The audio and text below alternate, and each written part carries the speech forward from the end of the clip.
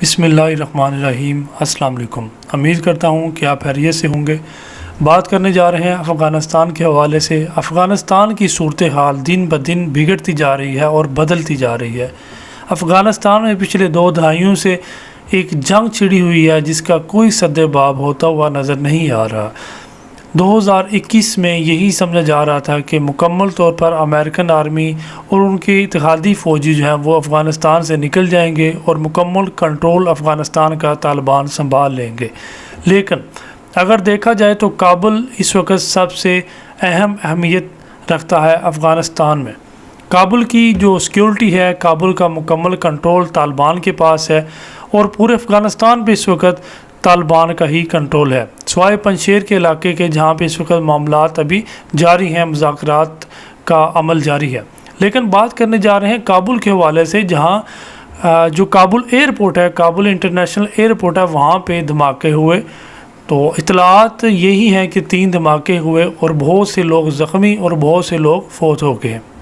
تو اسی بارے میں بات کرنے جا رہے ہیں کہ آخر یہ ابھی ہی کیوں ہوا ہے سارا ماجرا، اور پہلے جب بھی دھماکے ہوتے تھے تو طالبان کے اوپر ذمہ داری ڈال دی جاتی تھی کہ طالبان نے کرائے ہیں۔ اب تو طالبان کے پاس خود حکومت ہے، ان کا اپنا جو ہے وہ لاہے عمل ہے سارا، اپنی ان کی سیکیورٹی ہے، پھر یہ کیوں درپیش آیا؟ اسی والے سے بات کرتے ہیں کہ 31 اگست کو امریکہ نے یہاں سے چلے جانا تھا۔ 31 اگست ڈیڈ لائن تھی امریکہ کے پاس افغان طالبان کی طرف سے، لیکن امریکہ اور برطانیہ نے کئی بار افغان طالبان سے ڈیمانڈ کی کہ اس تاریخ کو بڑھایا جائے، ہم اس ڈیڈ لائن تک انخلا نہیں کر سکتے، بہت زیادہ مشکل ہے۔ البتہ برطانیہ نے اتنا زیادہ امریکہ پہ پریشر ڈالا کہ امریکہ خود یہ کہنے پہ مجبور ہو گیا کہ ہمیں اس سے زیادہ ڈیٹ چاہیے، ہم 31 اگست تک اپنے فوجیوں کو نہیں نکال سکتے۔ تو اسی چیز کو اگر دیکھا جائے، اس وقت کتنے امریکنز، کتنے ان کی اتحادی اس وقت افغانستان میں موجود ہیں، ایک بہت بڑی تعداد ان کی آرمی کی موجود ہے۔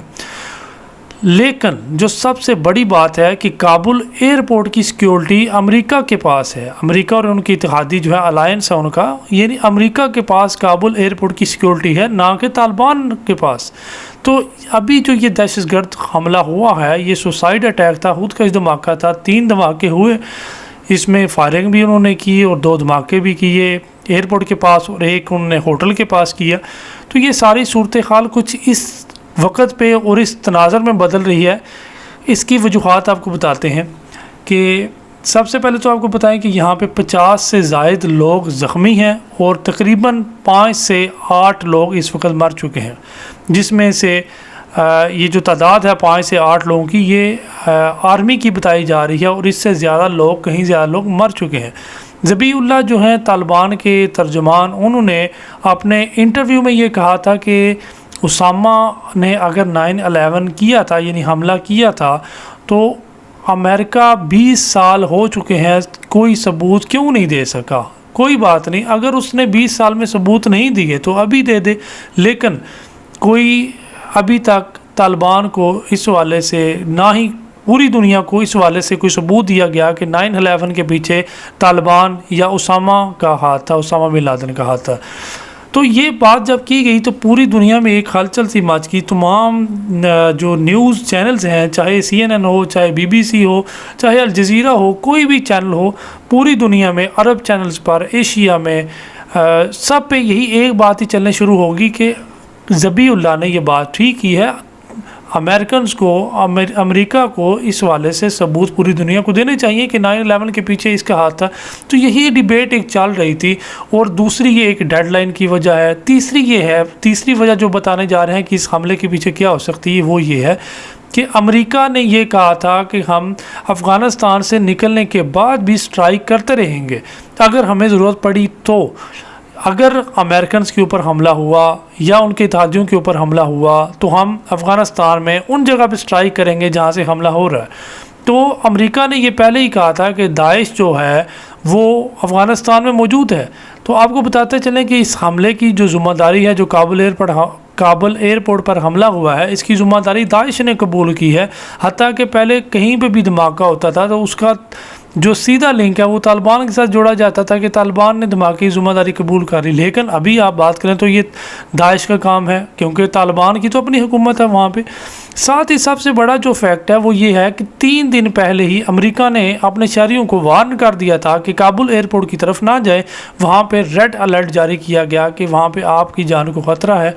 तो ये एक इंटेलिजेंस रिपोर्ट थी कि काबुल एयरपोर्ट की तरफ ना जाए, वहाँ पे कोई बहुत बड़ा दहशतगर्द हमला होने वाला है।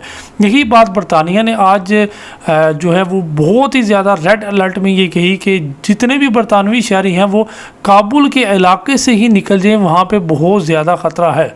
तो ये आपको थोड़ी सी समझने की ज़रूरत है कि जब अफ़गान तालिबान काबुल की तरफ रवाना हुए काबुल पे कब्ज़ा करने के लिए, तो तब एक ही बात अमेरिका ने की, अमेरिका की इंटेलिजेंस ने की।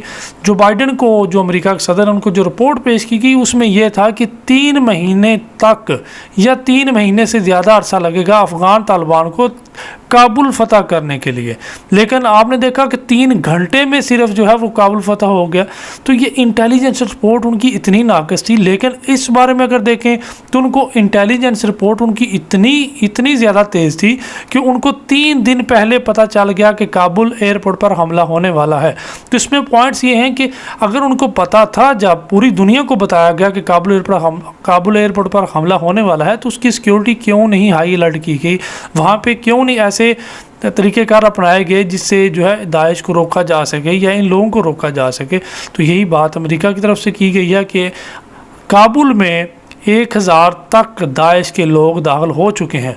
तो आपको बताते चलें कि ये जो एक रंग दिया जा रहा है इस हमले के पीछे, वो ये है कि इसराइली वज़ीर आज़म और सदर जो बाइडन जो है, प्रेसिडेंट जो बाइडन अमेरिका के, इनकी मीटिंग थी आज, लेकिन इस हमले की वजह से वो मीटिंग भी कैंसिल हो गई।